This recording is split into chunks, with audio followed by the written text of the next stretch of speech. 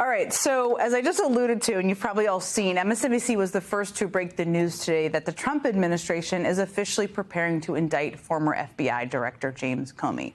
Now, in just a second, as I just mentioned with Chris, I'm going to talk to Preet Bharara. He's standing by. He's a longtime friend of Comey's, and he also, of course, succeeded him as the U.S. Attorney for the Southern District of New York. Now, to state the complete obvious, what we're all thinking, indicting the former director of the FBI in a transparent attempt to settle a political score is an absolutely brazen abuse of political power.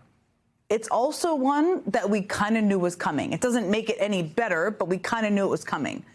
Because Trump has few political enemies he loathes more than James Comey. I mean, in some ways, his hatred of Comey, and I was thinking about this earlier, has always been a little ironic. I mean, given Comey's decision to reopen the investigation into Hillary Clinton's emails just weeks before the 2016 election. Remember that? A development that pretty clearly had an impact on the outcome of that election.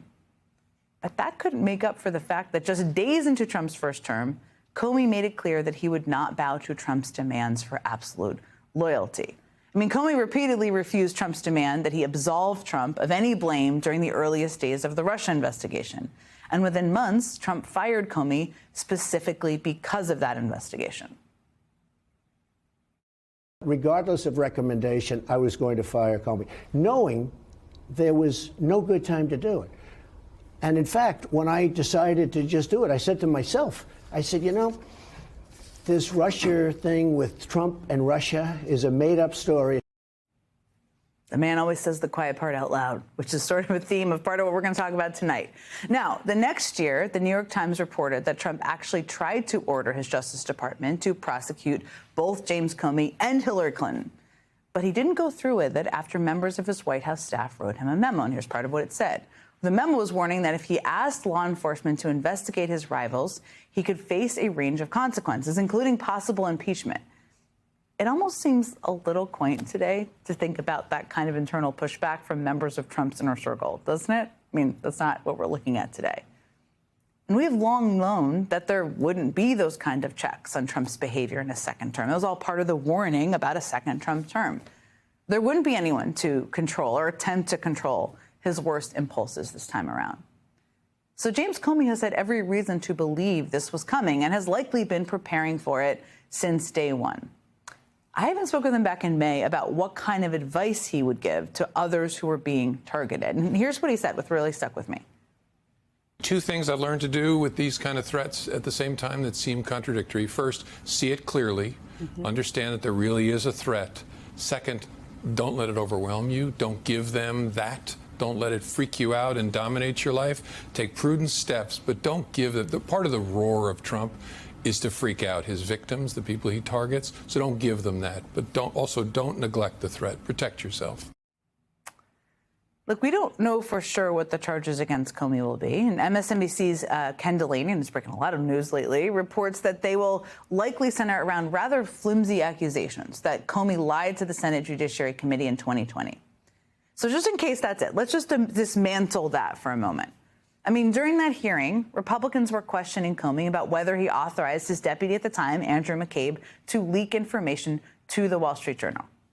The alleged leak was about the investigation into Hillary Clinton's private email server in October of 2016. Something it's kind of hard to imagine Republicans were actually mad about. I mean, they were probably celebrating when they saw that story. But that aside, Comey told the senators he did not authorize that leak.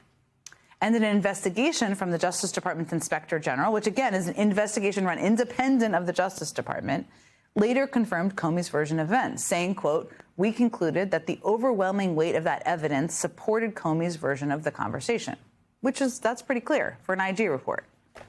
So if that is the basis of the indictment, it's not exactly clear what the meat of the argument is based on.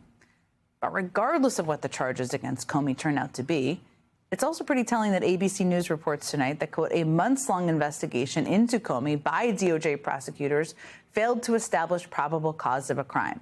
I mean, that means that not only would they be unable to secure a conviction of Comey by proving the claims beyond a reasonable doubt, but that they couldn't reach a significantly lower standard to secure an indictment.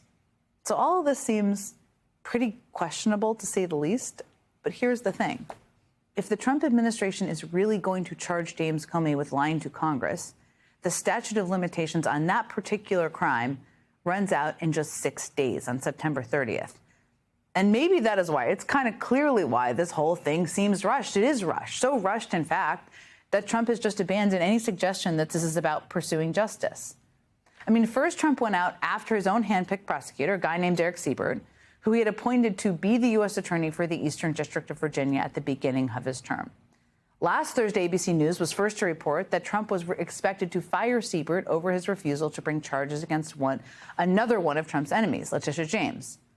Then by the very next day, so just last Friday, Trump was openly admitting publicly he wanted that uncooperative prosecutor, as he called him, gone. I said, pull it, because he can't be any good. So you want him fired? You want him out? Yeah, I want him out. Yeah, I don't really want him. Now, by the end of that night, Eric Siebert had announced his resignation from the Eastern District of Virginia. And Trump decided to make it crystal clear, even after that this was his decision. Writing on his social media platform, he didn't quit, I fired him. Why was that necessary? Who knows? Again, there was no subtlety, no ambiguity whatsoever to any of this. Trump made it very clear he was firing this prosecutor because the man would not go along with Trump's plans to just indict his enemies regardless of the evidence. That's what it was all about. The Trump administration started then floating the idea of replacing Siebert with this woman. Now, her name is Lindsay Halligan. She's an insurance lawyer and former member of Trump's defense team who has tried only 3 federal cases in her entire career. Now, for context, the guy she replaced had tried over 600 cases before being appointed to that job. 600. Big difference there. She's also a former contestant in Miss Colorado USA, but that's relevant only because she told the Washington Post that she ended up on Trump's legal team after showing up at one of his golf events in a suit, setting her apart from the other female attendees and prompting Trump to hire her just weeks later. That's part of how we got here. She was wearing a suit. We know the man loves people who are dressing up and cosplaying, I guess. Anyway, that's how she became one of the lawyers defending him over his penchant for storing sensitive classified documents in gold-plated bathrooms in one of the hotels he owned. She was defending him on that, too. Okay, so Trump fires the career prosecutor, who he appointed, and then decides to replace that guy with one of his own personal attorneys, all in what appears to be a very, very obvious attempt to prosecute his enemies. It was all so blatant, but somehow it still wasn't quite blatant enough for Donald Trump. Because fast forward a couple days, and on Sunday, Trump posted this absolutely bananas message to Attorney General Pam Bondi on his social media platform. He wrote, quote, "Pam, I have reviewed over 30 statements and posts saying that essentially same old story as last time, all talk, no action. Nothing is being done. What about Comey, Adam Shifty Schiff, Letitia? They're all guilty as hell. Lindsay Halligan is a really good lawyer and likes you a lot. We can't delay any longer. It's killing our reputation and credibility. They impeached me twice and indicted me 5 times, exclamation point. Over nothing. Justice must be served now, all caps. President DJT." I mean, there's a lot to unpack there. But first of all, the President of the United States directing the Attorney General to prosecute his enemies is very, very illegal. And if he regularly communicates with his Attorney General by sliding into her DMs on Truth Social, I guess that's totally his call. But it all reads like a very illegal private message that he accidentally posted publicly. And tonight we are learning why Trump may have felt the need to make such blatant demands of his Attorney General. Because according to the Wall Street Journal, even Pam Bondi has expressed reservations about the case. Apparently, those reservations didn't stop Bondi from following through on Trump's order to install Lindsay Halligan to be the U.S. attorney in the Eastern District of Virginia. And now, just 48 hours later, we get the news that they are going ahead with this indictment.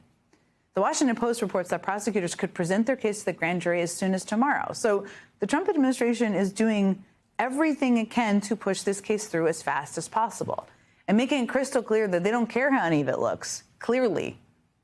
That is not how the American justice system is supposed to work in any way. Trump is turning the Department of Justice into his own personal weapon to settle his own personal scores. And it's not just this one case. Trump has already manipulated the system to install hand-picked U.S. attorneys in New Jersey and New York and California and Nevada. Now he's doing the same thing in one of the most important U.S. attorneys' offices in the country with the explicit goal of prosecuting people like James Comey.